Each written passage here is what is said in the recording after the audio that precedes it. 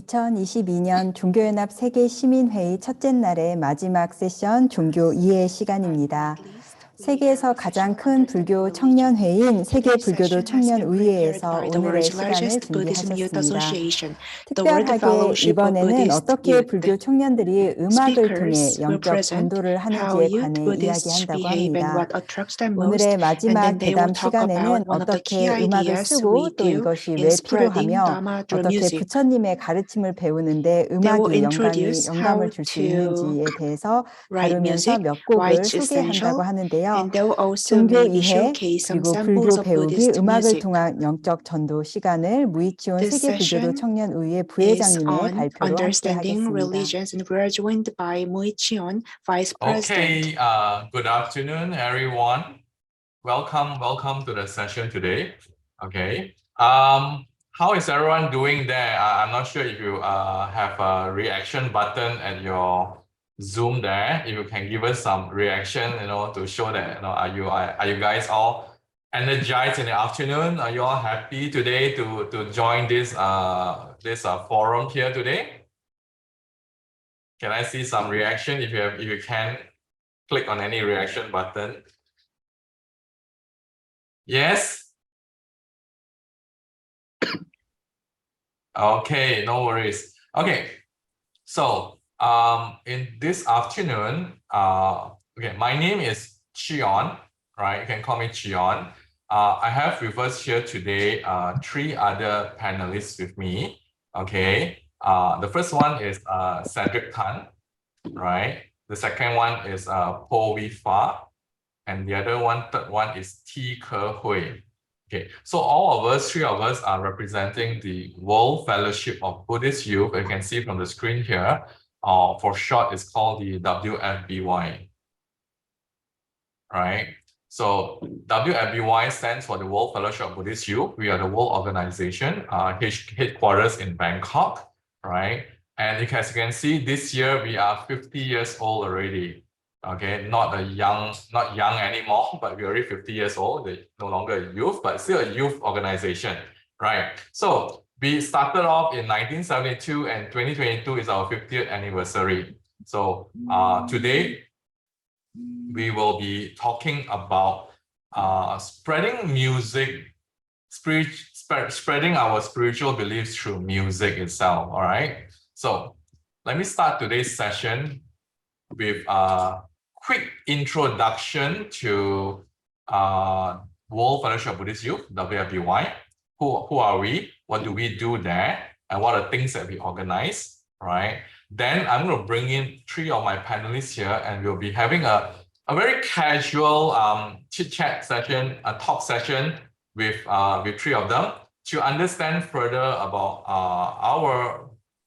what our Buddhist youth does and how do we promote our what we call Buddha's teaching, right, through music, right? As you all know, music is something that a lot of young people would enjoy listening to, and enjoy singing and enjoy listening to music. So in this afternoon, we'll be bringing in these three panelists of mine to actually discuss further about how do we use music to spread the Buddhist teaching, right? So there's actually two main agenda that we have today. And at the end of the presentation, we will showcase some of our Buddhist music that we have here, right? So first part is, let me introduce to you the World Fellowship of Buddhist Youth, or WFBY, right?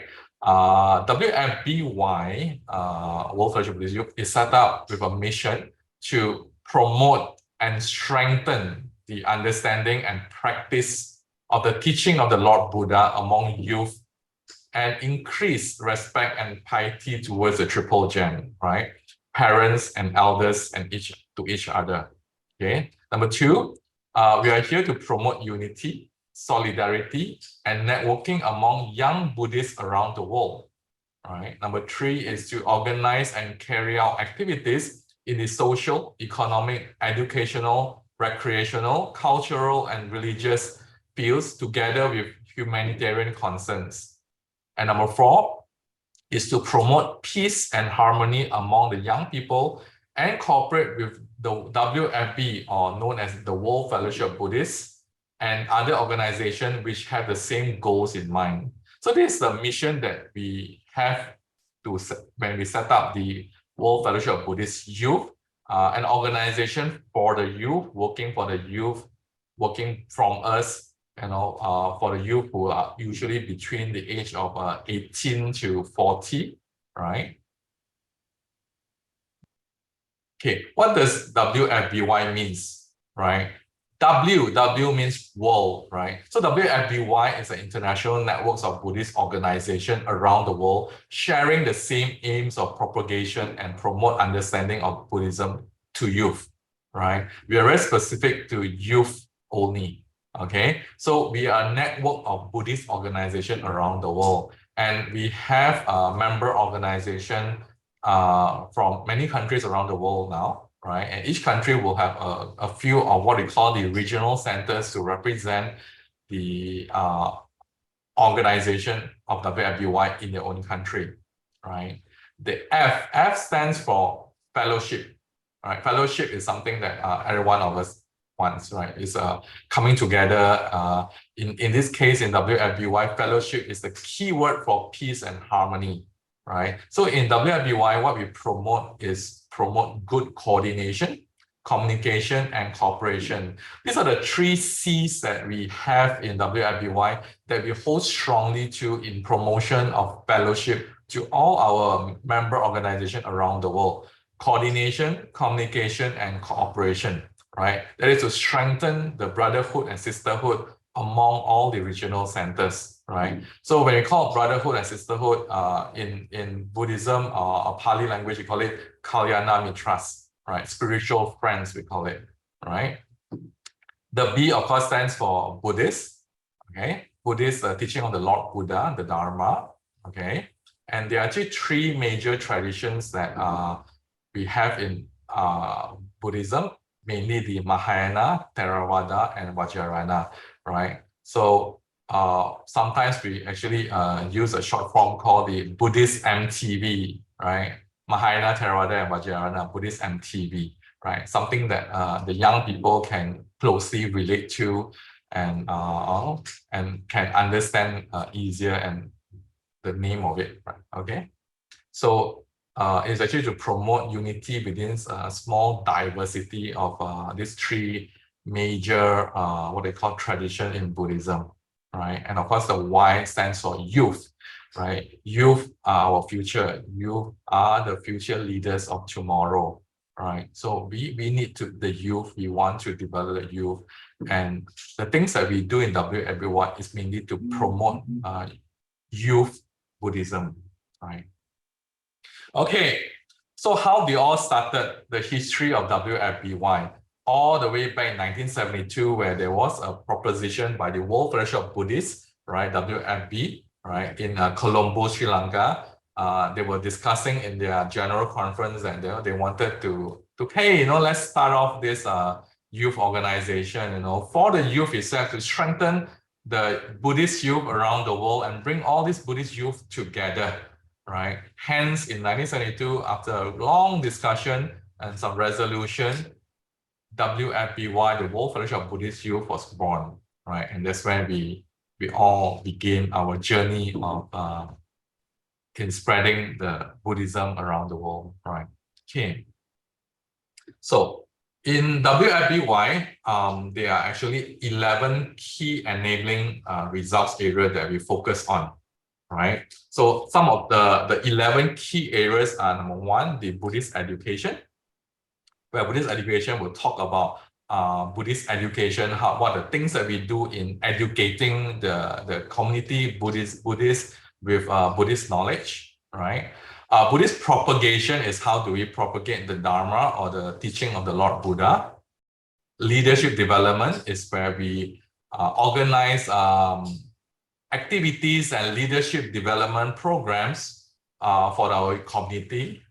Youth development is one of the key areas that we actually focus on to bring all the youth together, to learn Dharma together, and help to connect all the youth together as one entity, right? Then there's environment. Environment will look into the issues relating to environment or sustainability.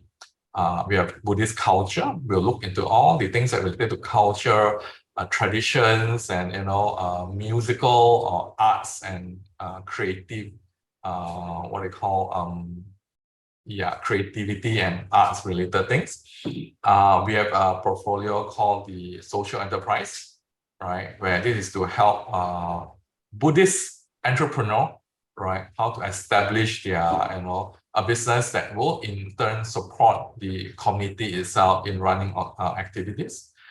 We also have spiritual tourism and hospitality, right, where it touches on all about tourism related to Buddhism in various countries, for example, in Japan, Korea, Taiwan, Thailand, India, and Nepal, etc.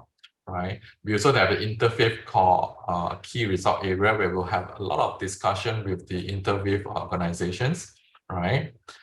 International affairs, that's where we bring, we have a lot of connections and collaboration with different various other organizations in running an activity. And of course, humanitarian, where if there's any disasters or whatnot, our team of people will be enabled to go and support or the organization, for example, the earthquake that happens in Nepal, or the what they call tsunami, or the natural disasters that happen in Japan and whatnot, right? So our team will be activated to actually go and support this organization, right? Okay, so of all these 11 key enabling results area, one of the main things that we focus on is actually called the youth development, right? So youth development is something that's very close to heart, and what we organize under youth development is actually the Intercultural Buddhist Youth Exchange Program, right? So in the IBYE, for short, Intercultural Buddhist Youth Exchange Program, it's one of the very most powerful energy in promotion of understanding and peace in exposure to different cultures, right? So through this youth exchange program, right, it provides our youth an opportunity, an avenue, or a platform to meet people from various countries to experience their cultures, their lifestyles, and hence we are able to plant the seeds for all our youth for an international understanding, right? That's what we want to achieve in our IBYE, or the Intercultural Youth Exchange Program. We bring in people from various countries of youth, specifically from the age of 18 to 25. We'll put them together in one platform, and we'll have activities together, and we will play games and learn the Dharma together under one umbrella, right? So some of the youth exchange program that we organized since 2001, where we were running it in various countries, all from Bangkok to Kuala Lumpur to Chiang Mai to Japan, multiple times in Japan and Korea and Sri Lanka and India and Ladakh. There are so many places that we have been through, and we have thus inspired these different countries with what we do in the Intercultural Youth Exchange Program, or IBYE for short. And of course, one of the key things that bring us together, the common in all our youth exchange programs, something that's very common, something that we put it very close to our heart, it is called the music. That's what today we are going to share about music. How we use music in spreading Buddhism, spreading the Dharma, okay? So Dharma is actually the teaching of the Lord Buddha. And so today, I have with us here 3 different persons here, right? Before I introduce you to them, okay? So one of the reasons why we actually use music in all our programs, in all our exchange program, is because music is linked to what we call the, for those who are into science, right? Music is actually very closely linked to the dopamine release. Dopamine is a kind of hormone that we have in us, right? Where it involves regulating our mood and craving behavior, which seems to predict where music is able to bring that kind of pleasure to us, right? So having music in our heart and having music in all our programs, right, will help to our brain, the rhythm and the music will help our brain to synchronize together, thus able to bring all these young people together and learn the Dharma together, right? So in today's session, I have with me three other good friends of mine. Okay, we have been in the industry for many, many years.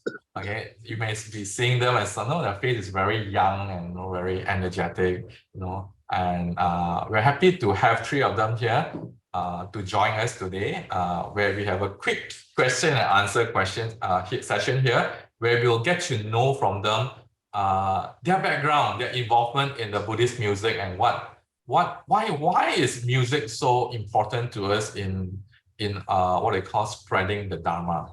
So for us, number one, we have Paul Wifa with us. Wifa, say hi. Hello, good afternoon, everyone. I'm Wifa. Okay. Hi. Second, yep.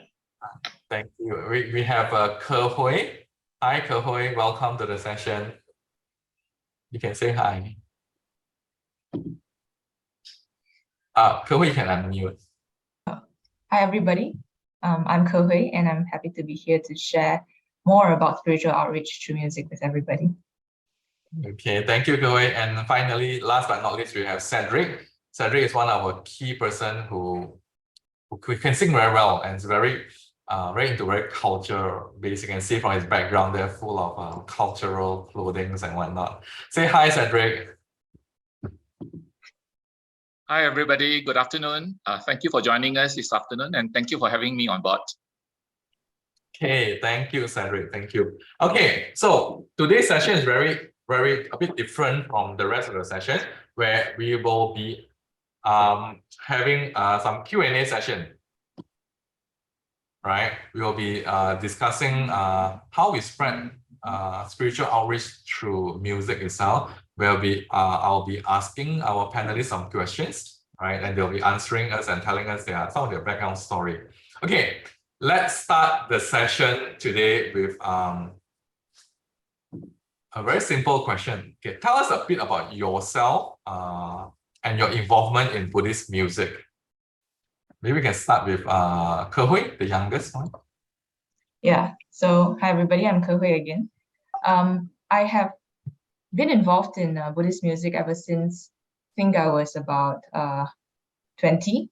So Buddhist music has always been a part of my spiritual journey as well, because even as a child, when I went to Sunday school, the teachers would use Buddhist music as a means of teaching us Dhamma and also to keep us engaged, because everybody can connect very well through music. Music basically, transcends all barriers.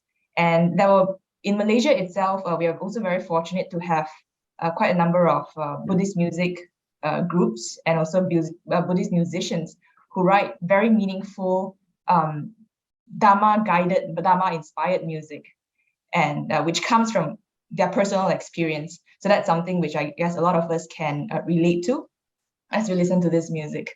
And I've decided at the age of 20 to actually join one of the Buddhist music groups called Iccgc in Malaysia. So Iccgc is actually based in Kuala Lumpur, or rather the Klang Valley, Selangor, the Klang Valley of in Malaysia. So and I've also been involved in in recording the latest album as well, called Love to See You Home. And aside from just singing together, we also practice and basically discuss a bit more about how we can incorporate our own experience into the music that we share with others. Okay, yes. good. Thank you, Ke Hui. How about you, Wifa? Tell us a bit about your involvement in the Buddhist music. If you may allow me to share, if there is starting way before that, I witnessed a group of Malaysia Buddhist singing group. It calls the Wayfarers. That was in my secondary school. I saw them perform. I wasn't a Buddhist, so-called Buddhist, just by record. I was born into the Buddhist family, but no practice there. And I was like, oh, I didn't know that the Buddhist group sings. To me, they are always doing prayers, chantings, and rituals. It was until I went to tertiary educations, I was given an opportunity to join the Wayfarers actually, to so-called they're looking for new younger blood then, younger, yeah. So I joined, and it's not more, of course, at the part of joining, it was more for fun, fellowship. But as it goes on, the songs with all the dhammas that is actually instilled into me, and then I realized that it's actually a learning process for me. And the best part was that was an album release, and then it was going all out to promote the song with the dhamma in it. So it actually gave me another perspective that I'm actually propagating Buddhism through music. That's how it all started for me. And later part, I was also kind of like moved to another group where Ke Hui mentioned just now, Iccgc. From there, we launched another 3 albums along the way. So that purpose for us is to promoting Buddhism through music is always there as our mission. Yeah. Wow, fantastic, Viva. How about you, Cedric? How about your involvement? I hear you have a lot of experience in this Buddhist music industry. Cedric, you're muted. I started off actually very, very young. In a temple called Iccgc, which is located in the historical city of Malacca, Malaysia. This temple is renowned for not only its prowess in producing Dhamma preachers, but also it is a ground where they mold people to come out and perform in the field of performing arts. So we started off with culture-based, and later it bloomed into, it took on a religious tone. So yes, I was very fortunate to grow in that environment. And it was also an early ground for many Buddhist composers who are now very renowned in Malaysia. Having said so, yeah, we started off with schools using hymn-based compositions, and then later to Kuala Lumpur, I had the opportunity to bring in international groups to perform in Kuala Lumpur. And right now, as we are speaking, I'm also organizing a Buddhist Wesak composition competition in Malaysia. And yeah, so we try to not only nurture, but we also try to encourage their creative juices as well. Wow, Cedric has a lot of experience which can share with all of us here about Buddhist music. Okay. Next question. All right. Why music? Why is music so powerful in for us to do spiritual outreach? Anyone who would like to start sharing? Yes, I can go first. Okay. So I guess music is a very common sort of like instrument, right? At least in my circle, we can in my Buddhist music group, music can be seen as sort of like a door to the teachings of the Buddha. So it carries, through music, it carries the message of the Buddha. It carries also, many things that we can learn from the scriptures, and many things that we can learn from people who have actually experienced the fruits of the Dhamma for themselves. So, and another point is that music itself can be easily distributed to far and wide across the globe. As with Iccgc's music, we have actually put it up on like Spotify, many other streaming platforms, and through these platforms, people can get to know what Buddhism is, or at least get an introduction to what the core teachings of the Buddha actually is. And it doesn't have to be something very sophisticated or something very complex that is hard to grasp. It can be something as easy as gratitude. How does gratitude help us in coping with, let's say, disappointments in life? It can be something as easy or something as simple but profound as using, let's say, focusing on the breath. basically mindfulness in helping us to live a more happy and a more fulfilling life. So all these things can be conveyed very simply through music. And I guess it's also a sort of human behavior that every single time we listen to certain tunes, it brings us a lot of calmness, it brings us a lot of peace, and or even inspiration to live, a happy, a fulfilling, and a joyful life. So I would say that is my personal take on how why Buddhist is a very how Buddhist music in general is a very powerful instrument in propagating the Buddha Dhamma. I see. Okay. Well, that's interesting to hear, because to me, music is not so simple. Music to me is something very complicated. I'm not sure about, the way I hear from you guys is that, music is very simple, it's very straightforward. But I do like to listen to music a lot, and I love to listen to Buddhist music, right? And there are a lot of things I can learn from Buddhist music. But for me itself is how do I start writing a Buddhist song, right? How about you, Vifa? How about you? Why is music so powerful? What do you think? Well, from what I see is that I may not know languages, all the other languages around the world, but somehow I can accept the music even though I don't understand the language. When it comes to music, it somehow it's universal. It touches the heart, and it just go across beyond all boundaries. So whether we are sad, we are happy, that whatever feeling we are in, sometimes that music itself can either make the mood better, or you can make it worse, or you can balance the mood, depending on what do you want. So to me, music is so powerful in that sense. Buddhist music is always bringing that harmony and peace within. Not too high. When you're too happy, you're up there. So we try to bring you down, ground you. But if you're too sad down there, we'd like to lift you up, so that we are always balanced. That's what I can see from the Buddhist music, from the perspective that the music that we have in our group. So we play that role. Yeah. So to answer your questions, I think it is so powerful that it can actually change our mood and mold it, so that well, in our aspect is to on the good side. Yeah.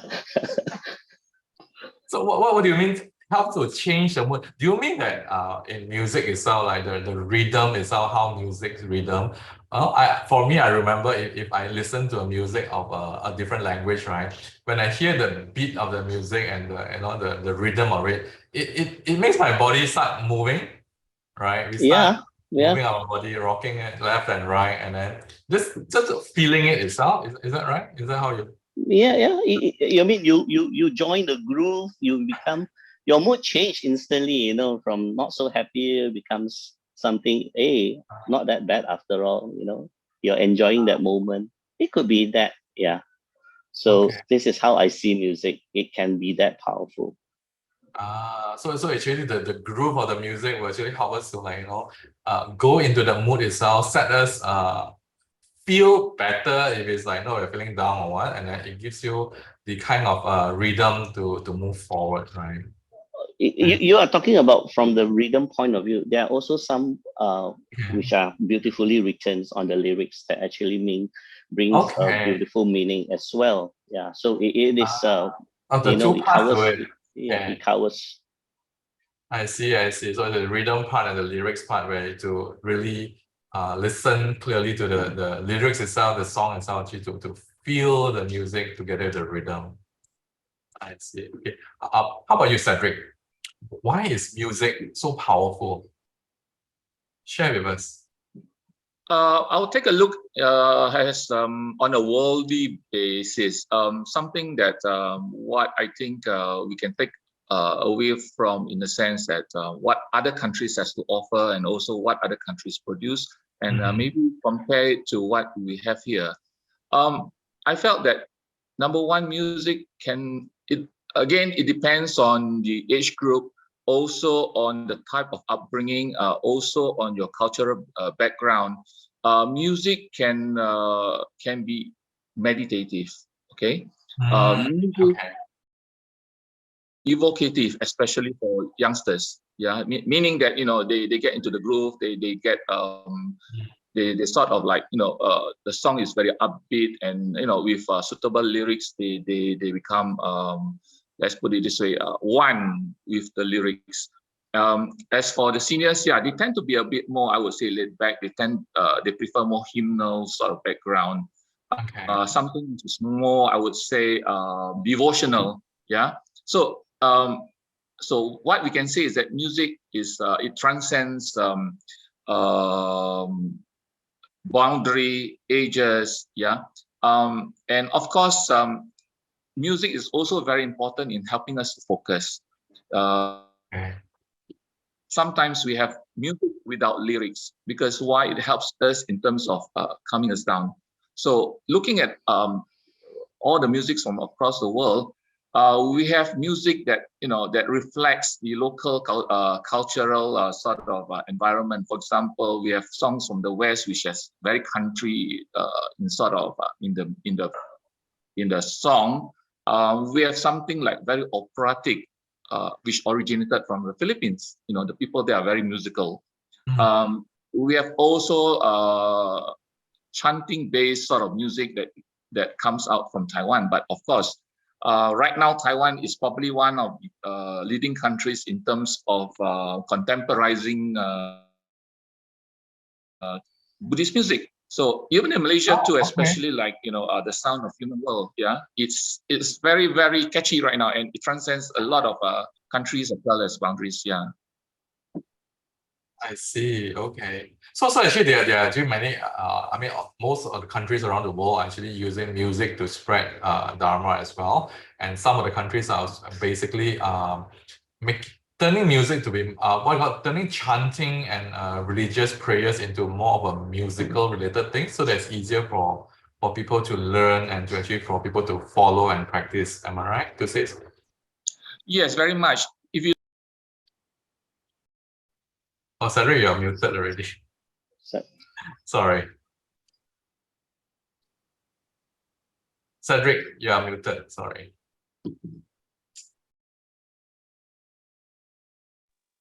Cedric, you're muted. Cedric, you're muted. But sung by an Indian and the other sung by a Filipino. You have two different sounds, two different presentation, but both are equally has strong, evocative, and it brings the message. And mind you, they are the favorites among the audience, even though they may not understand Hindustani language. See, so, and we are talking about Chinese-based listeners listening to English songs. So, so definitely the message is very important. The message reaches out to them. It doesn't matter really whether it's you use traditional song or very highly musical approaches. But I think at the end of the thing is that the message that the music has enveloped in reaches out and it touches you. Okay. Before we continue the interview, let us watch a quick video about one of the Buddhist music that we have in Malaysia itself. This is by a group called the Buddy Sings, right?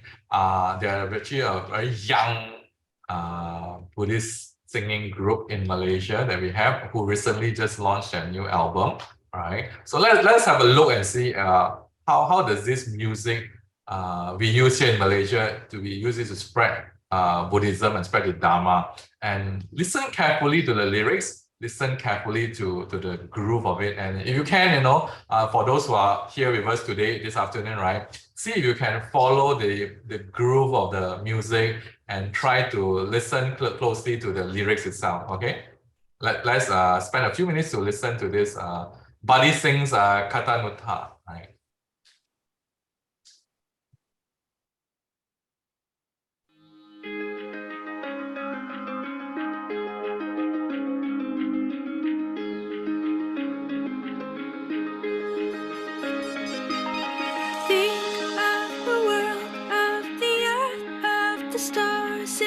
Dark, be in the light.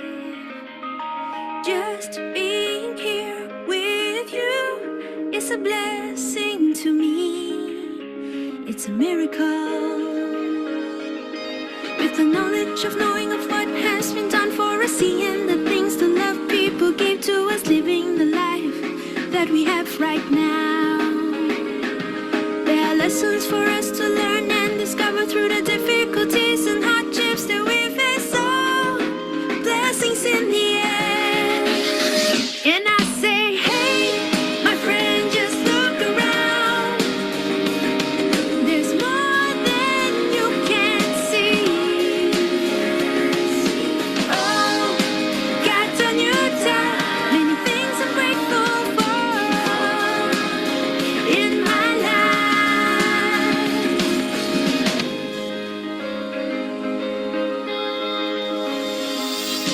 Think of the love that you have all around in your life. It's irreplaceable. All through the years, what made you strong, made you fall all along. They built who you are. With the knowledge of knowing of what has been done for us, seeing the things the love people gave to us, living the life that we have right now. There are lessons for us to learn and discover through the difficulties and hardships that we face. So, blessings in the air. And I say, hey, my friend, just look around. There's more than you can see.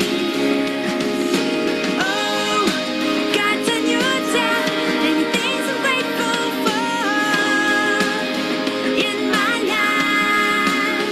And I say, hey, just open up your eyes to the blessings in your life. Oh, God's on your time. Many things I'm grateful for in my life.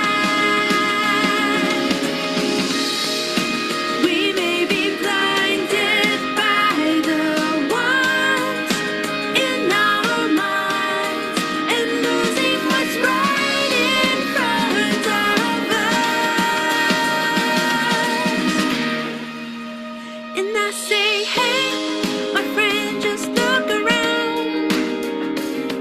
There's more than you can see.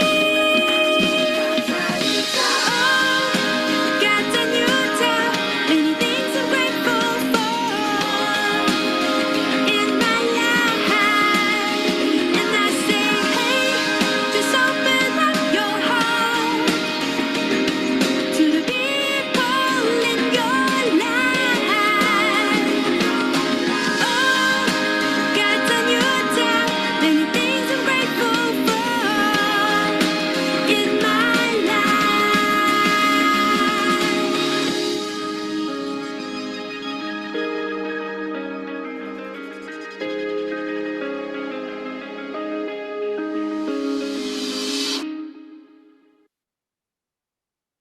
Okay.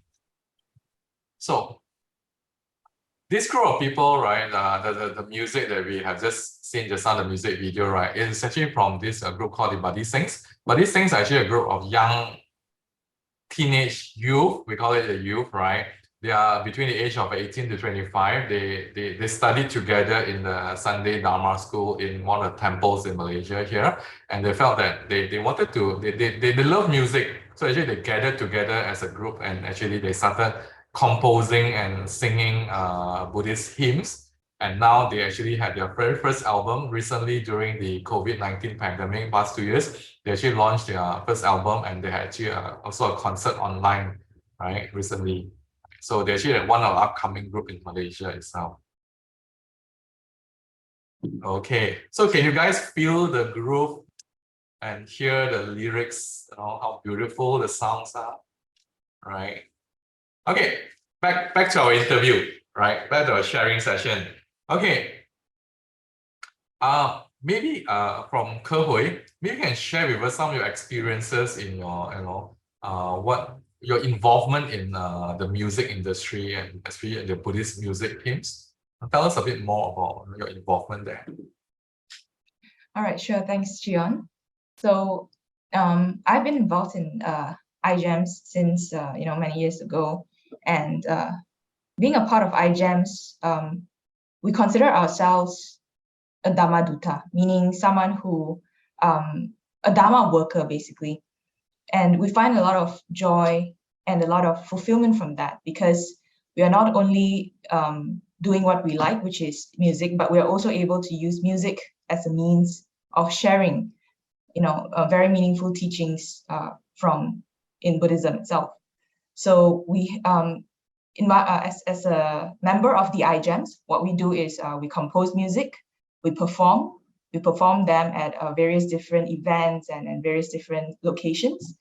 Sometimes we perform at fundraising events as well to aid certain associations for charitable purposes. And aside from that, we also kind of teach other people, as like Sunday school students. There was this one engagement where we went to a Sunday school and we taught Sunday school students some of the music that we have written, and also basically we just jam together as a group. So that is the extent of my involvement as iGEMs. But aside from that, we have also performed at various larger scale events as well, such as certain Weisang events. And that was one that we did in 2021, where we collaborated with a few other Buddhist associations in Malaysia, and one of them who is based in, what do you call it, Foguangshan, which is actually based in Taiwan, but they do have like a chapter here in Malaysia as well. So we managed to share the music from various different cultures to many different countries, and everybody could tune in and relate to the music that we have shared. So that is quite a wonderful thing of how music can actually connect hearts and bridge across different cultures. Interesting. Just to share with everyone here also, I was one of the pioneer or the first group who actually joined the iGEMs group, right? During my very younger days, when I was like just graduated, and similarly, we are all a group of Buddhist youth who attended camps and activities together, and we do enjoy singing together, and we enjoy doing things together. Hence, we actually created the group together to sing more Buddhist hymns, right? So the name iGEMs is very interesting. Sorry, that's a bit promotion here. The name iGEMs, right, was very interesting when we created the name itself. Those days where me and another friend of mine, right, we were sitting down together chatting, and then we just thought that, what is a good name for a Buddhist group like this, and hence during the era of the iPad, iMac, iPod, right? So the era of the I's, right? So we actually thought, why not we just use word I as well, although in line with all the new Apple invention and whatnot those days to catch up with the trend. And we call ourselves gems, it's all called iGEMs came about those days. Yeah.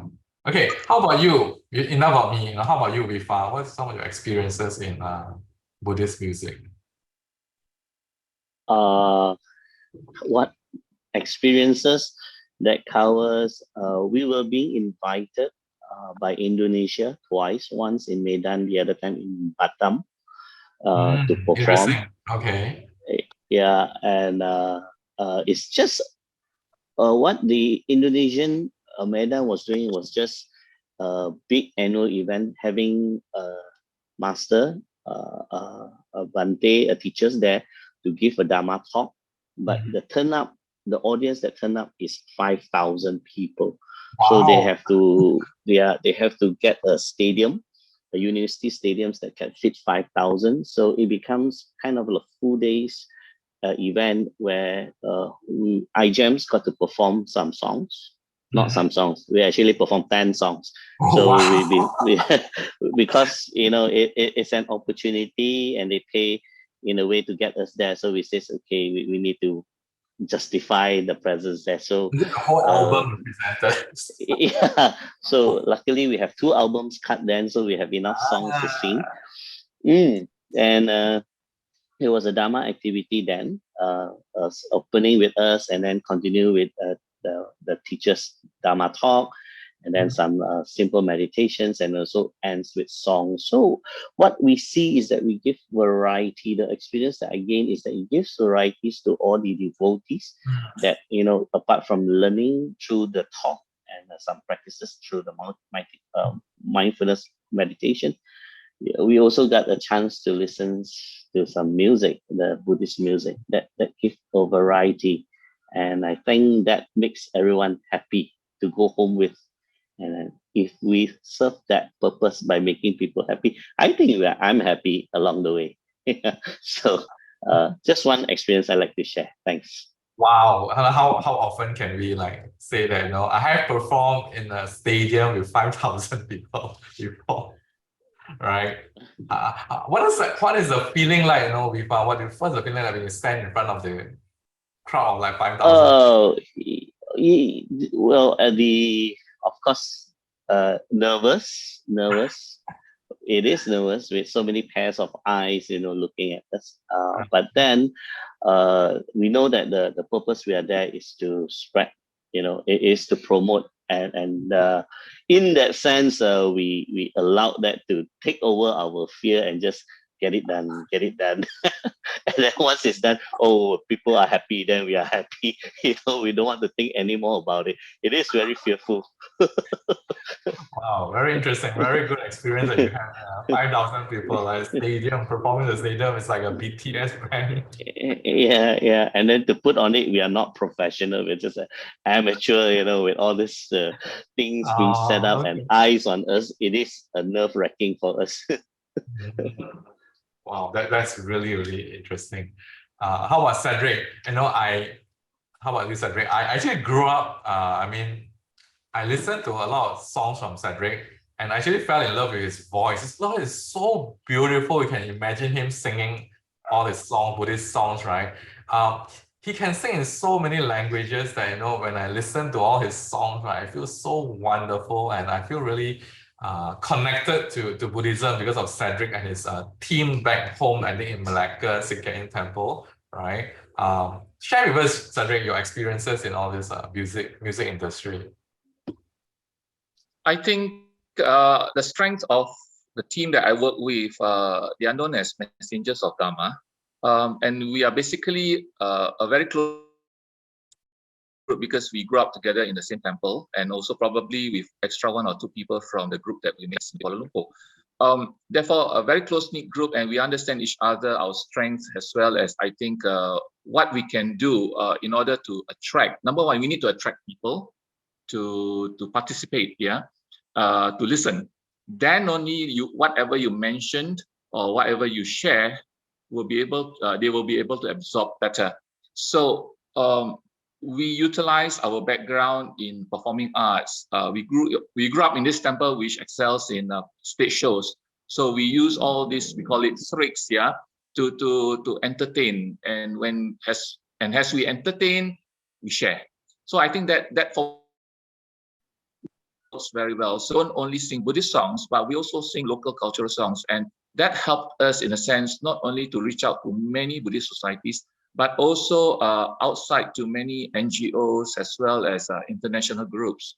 So we are very, very fortunate, with all these experiences. Then we have been invited to lead and also to organize many concerts. Some of these are like, for example, the annual Wesak shows on behalf of the Selangor state government in Malaysia, and also we have also, like, for example, the recent one was a grand concert where we actually got 10 different Buddhist groups in Malaysia coming together for the one and only time, as an appreciation to our late teacher, K. Sri Dhammananda. So it was a very beautiful sight. Everybody comes, they have their own message, but it's very simple. The message is one of love, one of awakening, one of joy. It can come in many forms, but eventually all this leads to towards enlightenment. Wow, Cedric. I wish I could ask Cedric to to sing a few lines here for us to hear. I really like how Cedric's voice, when he do his MCing and whatnot, right? It really melts the heart to hear his voice and his singing and whatnot, right? So yeah, I really enjoy it. And the concert that the grand concert that Cedric was talking about, I was part of the team as well to coordinate on a few areas there. It's actually really when the concert was held that day, right? It was really touching to very inspirational to just see all this Buddhist group coming together from different states in Malaysia and perform on the stage and perform to a crowd of how many? About 2,000 crowds there, right, Cedric? I think, mistaken? Yeah, we have about almost 1,000 and a half, yeah, actually. 1,500, yeah. So the site is so beautiful that we actually I felt so inspired from that particular event itself. Yeah, that's very powerful. So what I think right now, we can work together locally, but I think it's about time that we also begin to collaborate, with international groups and also to share and learn. I think that's how we can bring our compositions and also performing techniques and also quality many notches higher. Yeah, I think we cannot just sit on our laurels and think that we are just doing fine. Yeah, I mean, we call it, champions of our own locality, but I think in order for us to spread wider, we really truly need to collaborate with many organizations and also to give them also a platform to share with us. So in a way, it's a win-win situation. We learn from we also learn many new things, like for example, other forms of teaching, like for example, the Mahayana teaching and everything. So yeah, it's truly something which is, I think, very beneficial. We don't only limit ourselves to just one vehicle, but also we open up ourselves to learn and to appreciate, what others have got to share.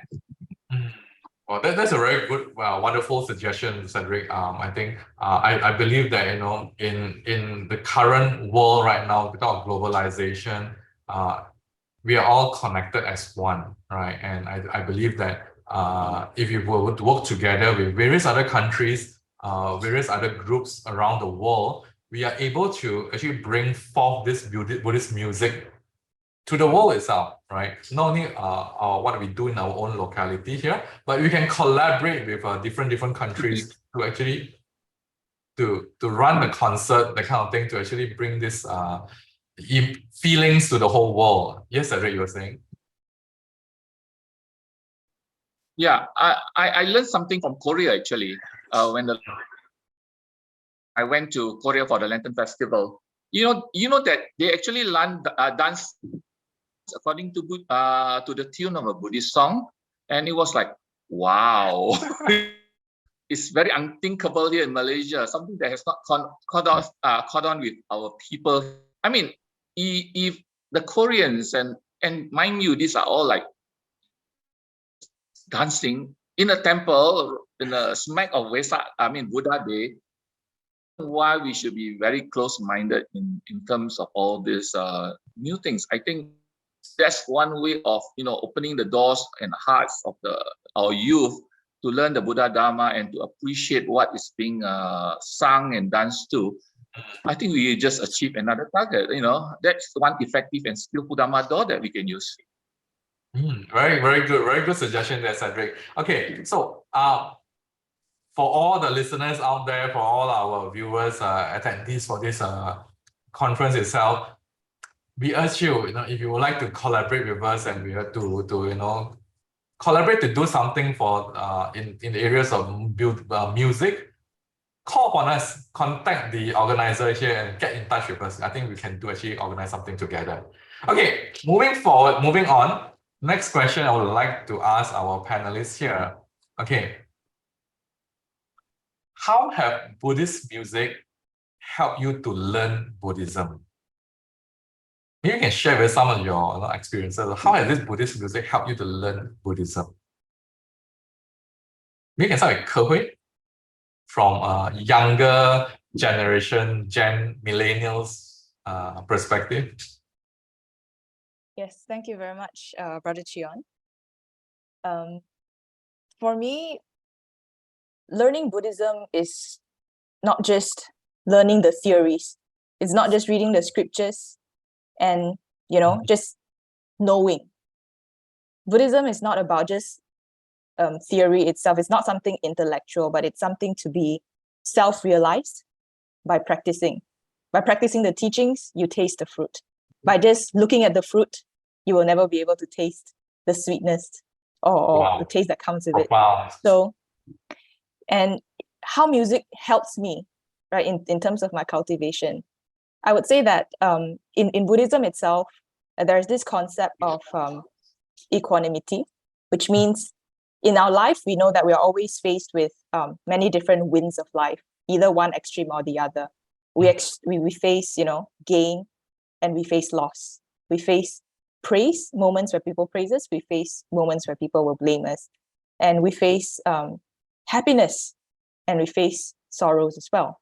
So with all these different winds in life, music has really helped me in terms of finding my middle ground, to come back to the equilibrium, to come back to my safe space in a way. That is equanimity in a more generic term. So I listen a lot to music that is very soothing, Buddhist music especially, music which helps me to enter a state of kindness, to enter a state of peace. So when I feel very stressed out, or when I feel maybe certain negative and unwholesome feelings, and I tune into some of these songs, especially like the chant of Metta by a very renowned Buddhist musician called Iccgc, based in Malaysia. So the chant of Metta itself means loving kindness, which is a very important quality that in Buddhism, it's part of the core teachings as well, right? So when I tune into, when I listen to this song, it brings me back to a positive state of mind. So it really uplifts me. And there are also many other music of that kind. So for example, Iccgc has written, basically Brother Daniel Kwok, who is the main composer of Iccgc, he has written a song called Nirvana's Day. So that song speaks about these winds of life as well, like how we face changes in our day-to-day life, and sometimes things are good, sometimes things are bad. So what is it that we need to do, right, to actually not be too attached to the extremes and to be able to find peace from within? So I guess this is a very powerful quality as well of music, because it has the ability to remind me of certain teachings. It has the ability to bring me, at least in mentally, right, back to into a state of kindness, into a state of compassion. But of course, music itself is just like a facilitator. So it facilitates the process of coming back, right, coming back to my inner peace. But ultimately, it is we ourselves who have to practice these qualities. So the more we practice, the easier it is for us to recover from all these challenges in life. Okay, well, that's a very interesting perspective you have there, Ke-Hui, on how Buddhist music acts as a facilitator to bring you back to the inner peace itself, right? So yeah, that's an interesting thing I've never seen before. But yeah, if you ponder further, it's actually talking about how music can facilitate our emotions, our feelings back to the core of it, and from there we actually can learn more from it itself, right? I think it's a very, very interesting take on that, having it as a facilitator, right? How about you, Vifa? How about you? I want to hear. I concur with what Ke-Hui said. I'm writing on it. I look at it in how I actually learn from it is, for example, I take one of the songs, says "Beautiful Friend," that song. So when I look into it, and then you contemplate it, and then you start to look into why the songwriter talk about friendship in his song, and we keep emphasizing Kalyana Mitra. So what is this all about? So that's trigger me. Then I says, okay, is there something that is written in the scriptures about this spiritual friendship kind of things that triggers me to look into it, and then I realized, wow, actually, there is a spectrum. What the Buddha has talked about being friends, the true friends, the real friends, and the fake friends, and there is a spectrum of it. Then I said, oh, I need to study on this, and how it, then I realized, oh, in fact, every things that is being mentioned down there, there is a dharma in that process. There is a dharma involved in that. So it's up to me if how much I want to learn about it. Then I can actually use that as a guide, and then go back to it.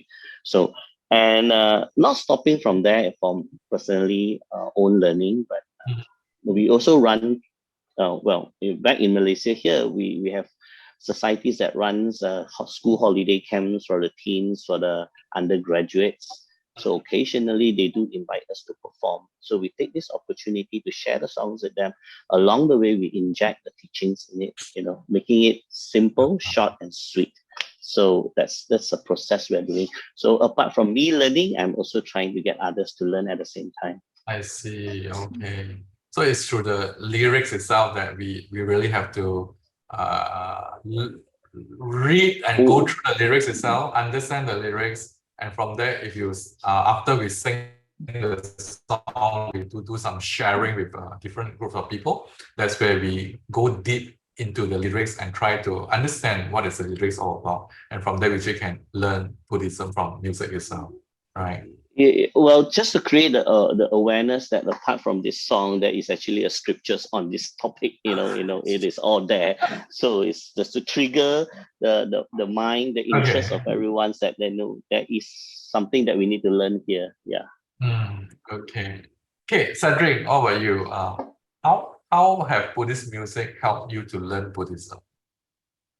I think the issue right now is many people just go to temple because they just want to be part of the scene. In either sort of like, you love to volunteer to do something like cleaning or welfare work.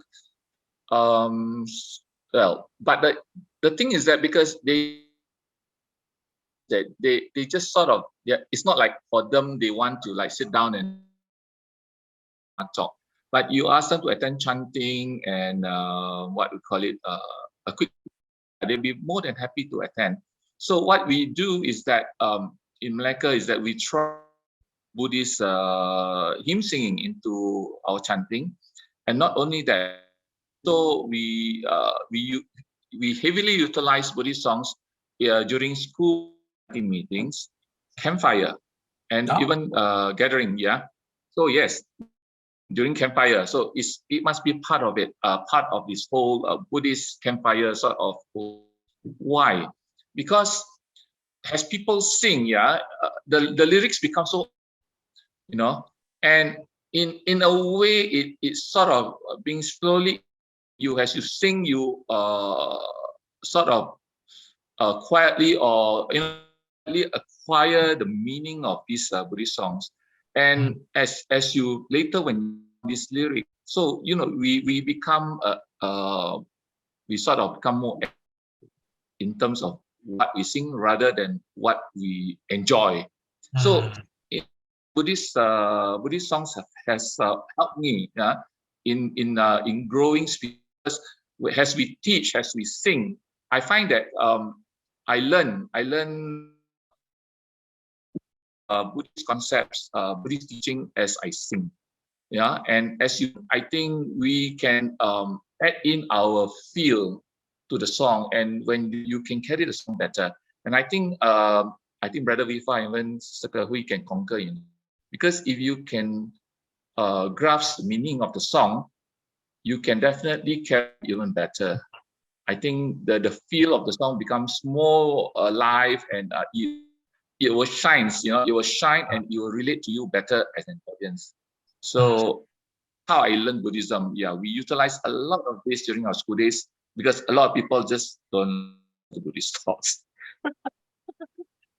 I believe what that's called, what they call the immersive learning, right? Immersive learning is very much of you feel it, you are very much into it, you are experiencing it as you are singing it, and you are looking at the lyrics and singing the lyrics out and feeling the groove of the music and whatnot. You are immersing yourself into it itself. At the same time, it helps with the learning process. Am I right? Yeah, definitely. It's kind of like a preface, right, into like what to probe you to explore further, to practice further. So once in a while, yeah, having music remind you of that keeps us on the path. I see.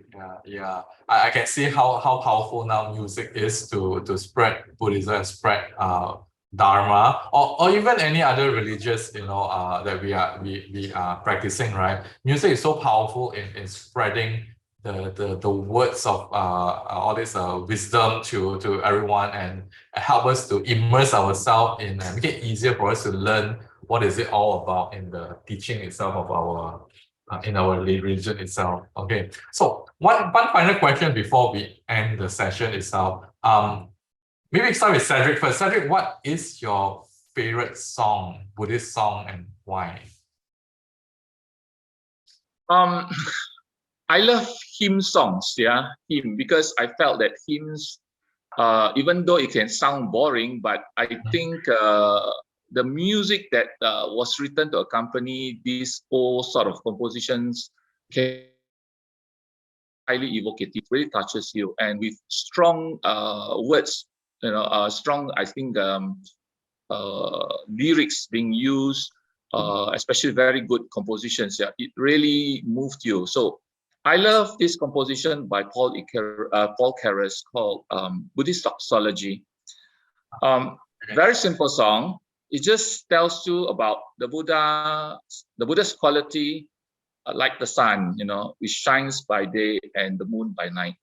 Simple meaning, but it carries a whole thing, it just tells you how great this person is, without having to telling you all the qualities of the Buddha and teachings and not. So, and the music that was added was written by a Japanese American. Wow. As I say, music transcends borders and ethnicity. So it sounded like a musical to me, and when you sing, your voice, and the lyrics just flies through. So it was really one of those very beautiful we have right now. Wonderful, Cedric. How about you, Vifa? What is your favorite Buddhist? There's many down there. I choose Little Pal, sang by Brother Kim Ling, right? Kim Ling. Yes. It's because it was that songs. It was his presentations that brings me wanting to know the Dharma. As I said, I wasn't then anything. It's just a free thinker. It was his singing that attracts me to want to know what is he talking about, why that little pal, why that story behind it, and also because of Brother Kim Ling's charisma. On a wheelchair, he was able to sing that, and it touches my heart. So I like to bring the credit to him, as well as that song. That is my favorite. For sharing Dharma with me. I really love that song, Little Pal, as well. If you would like to hear that song, Little Pal, or what the other song that Cedric has mentioned, Buddhist Doxology, right? You can actually Google up and see. But for Little Pal itself, that's one of my favorite songs as well. The lyrics is very beautiful. It's very short and beautiful. It says, little pal, when daddy goes away, right? Promise you'll be good from day to day, something like that, right? Yeah. Yes. I actually, every time when I listen to the song, I actually cry, and I will actually feel very inspired from just immersing myself into the song Little Pal. Okay, Ke Hui, how about you? Yeah, I think I shared very shortly earlier as well about this song called Nirvana's Day by Brother Daniel Kwok from Iccgc. So it's performed by Brother William.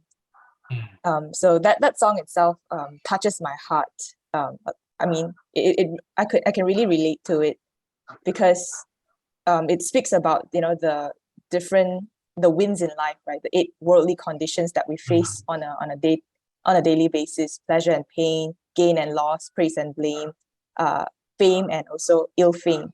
And because I live it's my reality. That's a reality that I live in on a day-to-day basis. And many times this song allows me to reflect on how this is the reality, because sometimes I get too attached to, let's say, fame, and I get very averse towards shame, for example.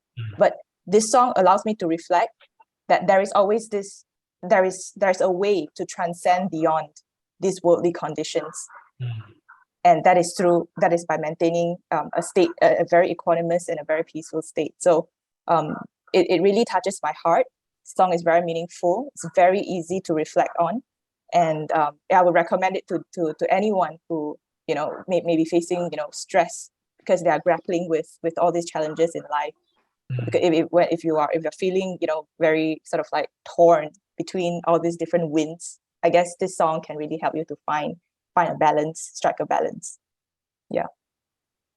It's called Nirvana's Days, right? Yeah, Nirvana's Day. Okay, then you can just search it on Spotify or YouTube, the song and listen to it. Okay. Hey, a little bit more from presentation slide. Let me share some on my screen here. Right. Okay, so these are some of the pictures that I've compiled about some of the groups that we have, and our friends here, our 3 panelists here, Ke Hui, Vifa, and Cedric, which they actually are very much heavily involved in. So this is a group called the Iccgc itself, right? They've been singing. You can see the layout is mainly online during the COVID-19, where they were doing a lot of performance online during the past 2 years, right? This is the latest album that they created. Okay. You can see Ke Hui and Brother Daniel Kwok in the picture here in the recording studio, right? And this is Brother William, who sang the song Nirvana's Day, like what Ke Hui has mentioned just now. Okay. This is the other group called the Buddy Sings, the young, energetic group, upcoming group in Malaysia right now, right? Okay, they actually all they are from their own Sunday school, where they all enjoy singing and whatnot. They came together and they started forming the group called the Buddy Sings, right? In the same recording studio as well. And of course, our very dear friend Cedric and his group. You can see Cedric has a lot of cultural background here. You can see they are all in Peranakan dressing. You can see from his background as well, a lot of Peranakan clothing and whatnot, right? And this is Cedric's group called the MOD, or Messengers of Dharma, right? They've been performing in many places in Malaysia as well, and a lot of big events. They are one of the key group that sings a lot of Buddhist hymn songs, right? You can see they are very much into cultural songs as well. Okay. So let me share with you this particular song from the Iccgc group. So listen to the song, immerse yourself into this song itself, and listen to the lyrics and see what do you feel from this particular music song. Okay.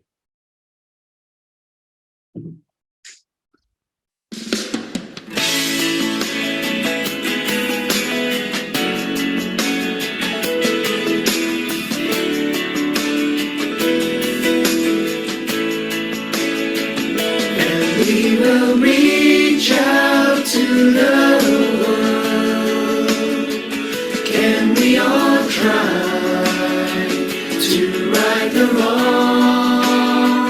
Just keep on reaching to the people, till the children see a brand new song. We look at the world, what do we see? Are we destroying what we've created? One then we will find that we can change our mind and we can change what was fated. Reaching our hearts to the lives that we have broken, healing their wounds as we pray. And we will reach out to the world. Can we all try to right the wrong? Just keep on reaching to the people, to the children sing a brand new song. We need a guiding light to light our way at night, to guide a path that we're taking. Just reach out to the world, embracing all around. The way to peace is what we're making.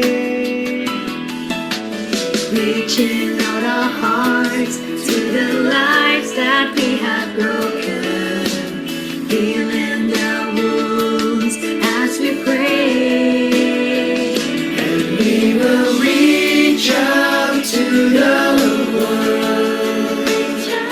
Can we all try to right the wrong? Just keep on reaching to the people, to the children sing a brand new song.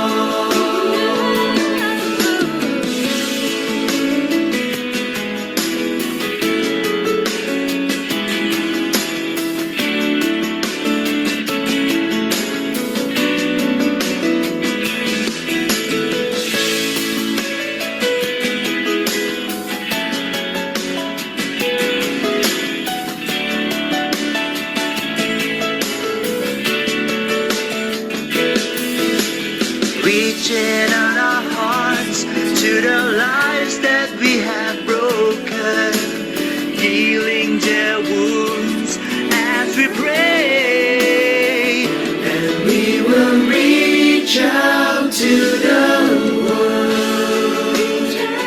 Can we all try to right the wrong? Just keep on reaching to the people, to the children sing a brand new song. To the children sing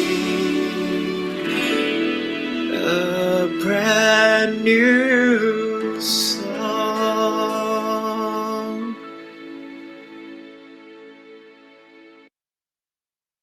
Okay, that's it from us here. Thank you so much. Thank you to three of my very good friends, very dear friends, Ke Hui, Vifa, and Cedric. Thank you, three of you, for coming on to this particular short show itself to talk about spiritual outreach through music and how we all have inspired in learning Buddhism through music itself. I think all of us have something in common where we all started learning Buddhism through music itself. And I really learned a lot from you guys in today's session itself. Thank you so much. Thank you, Vifa. Thank you, Ke Hui, and thank you, Cedric. To the audience here, if you have any question, you can actually leave it to the organizer here. You can actually hand it over to us to answer. Over to you, the host or organizer.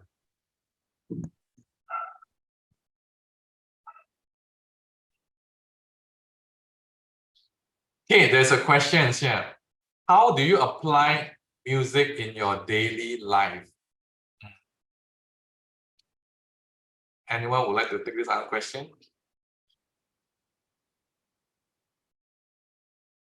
Yeah, I can share first. So as mentioned earlier, yes, I do have like a playlist of songs of Buddhist music that are that helps me to get in touch with my inner peace. So songs like, for example, the chant of metta. So in that song itself, just to explain a bit further, but I can also send the link. One moment. Host and panelists. Okay, so when you have the time, perhaps you can have a listen at this song. So the chant of metta itself is basically putting into adding a tune into a very common Buddhist chant, which helps us to radiate loving kindness, kind thoughts, wishing wellness and happiness and freedom to ourselves and to other people. So this sort of music would actually help me to come back to my inner peace whenever I'm facing any difficulties or any frustration and challenges in life. So that is one direct application. But of course, in terms of other songs that, let's say, conveys the teachings of the Buddha, those kind of songs help me in terms of reflecting on what I have actually experienced and what I can do to overcome those challenges with the teachings of the Buddha. So that would be a sort of like application in terms of using the music as a reminder, as something to prompt me to reflect. And yeah, I hope that answers your question. How about maybe Brother Wifa and Brother Cedric, if you have any other ways of yeah. Well, I have just shared in the link. I use blessings as my guide. I like that song very much. Yeah, it just reminds me of how blessed I am. Every day I got to start a new day. Yes, there may be challenge, but I know that I'm surrounded by love. I'm surrounded by supports of family members and friends, and I can turn to them whenever I need. So it's a morning reminder for myself, so I do listen to the songs, just counting on my blessings itself. So also I listen to the songs then, and then I can do it. To answer friends' questions just now, that how can I do it on every day? So you can just select some of the songs. Yeah, you don't have to do it every day, but if you need to, why not? You can just use that as a guide. Yeah. Cedric? Anything to add, Cedric? I would look at the location when to play this music. So if it's wedding, then I have definitely a list of Buddhist wedding songs to play, to accompany the ceremony. Of course, Wesak, we have a list of Wesak. So when I feel down, I would like Imi Sapoti Sarana, very uplifting. When I need peace, I would look at Imi Ui's Metta Chan, or even for that matter, any Buddhist music, for that matter. Even, for example, if something which is more fun, something old yet fun, I would about, for example, the group that we used to sing this choir, this Wesak, comprises of old Wesak songs, but it has been rearranged, and became so, I would say, wow. So I would treat this like, when I feel energetic, then, I would want to look up all these songs. I want something to push me even further. So yes, we have plenty of Buddhist songs to fulfill all these needs. Yeah. For example, Great is the Joy. Yeah. When you need some quiet moment and you want to feel good, you want to feel uplifted, Great is the Joy is, for example, a very nice song. So yes, there'll be plenty of songs to pick from. Pick something that you love. Pick something that you feel very connected to. It will help you along the way.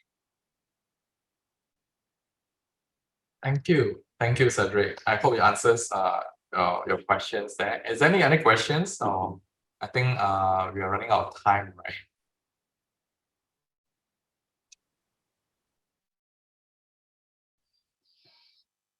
We also copied some links on the chat group there. Maybe later the organizer can share with everyone here on some of the songs that we mentioned just now.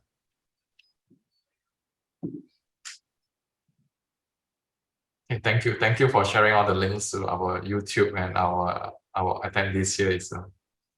Okay, I think that's all for our sharing today. Thank you very much. Thank you for all of you guys listening from all over the world here. And thank you so much for joining us this afternoon to listen to us on sharing on how do we use music to spread our religious teaching, to spread the Dharma itself. Okay, thank you. Thank you, Cedric. Thank you, Vifa. Thank you, Ke Hui. All the best to everybody. Thank you. Thank you for having me. Thank you. Thank you very much, the organizers, and for Brother John, as well as Brother Cedric and 네, Brother Vifa. 음악과 함께 어우러진 첫째 날의 마지막 세션까지 The last 잘 session 들었습니다. was 젊은 층이 filled with 좋아하는 music. It 음악에 was wonderful. 불교와 So the 종교의 youth 가르침 is 그리고 in love with 메시지를 Buddhist 담고 music, and this 전수한다면 music 젊은 is 세대뿐만 아니라 filled with 다양한 great 세대에서 messages. 종교가 좀 더 가깝고 With this 친근하게 music, 다가설 수 있을 we can 것이라고 기대가 approach the 됩니다. younger generations in more 이로써 첫째 friendly 날의 way, 모든 in a 시간이 friendlier 마무리가 manner. 되었습니다. With that, 오늘 의미 있는 we will 자리를 wrap up 마련해주기 today's 위해서 sessions. 여러모로 고민하신 And I'd 좌장님과 like to 여러 extend my 패널님들 sincere 그리고 함께해 gratitude to 주신 all 시청자분들께 moderators, 모두 감사 panelists, 인사를 and 드립니다. participants for making everything 오늘 possible. 함께한 이 시간을 통해 We 종교계가 wish that 모두를 위한 religious 사회 정의를 community 바로 will 세우고 build 또 social 치유의 justice 길을 for all 적극적으로 and 제시할 수 suggest 있는 ways of 세계 평화를 healing. 위한 의미 있는 We wish to 진일보하는 take one 시간이 more step 되었기를 forward 염원합니다. peace.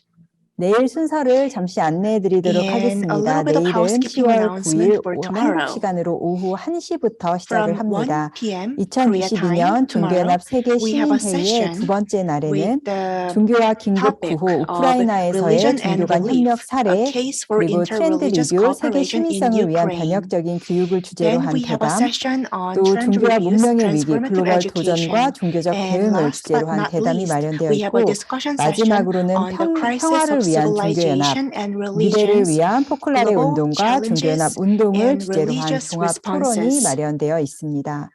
내일도 많은 관심과 참여 그리고 Please 시청을 stay tuned. 부탁드리며 오늘 첫째 날 시간은 With that, 이상으로 let 마무리하도록 me wrap 하겠습니다. up today's 함께 해주신 sessions. 시청자분들과 Thank you, 모든 분들께 everyone. 감사드립니다. Thank you, our 고맙습니다. panelists, moderators, participants for joining us. Thank you.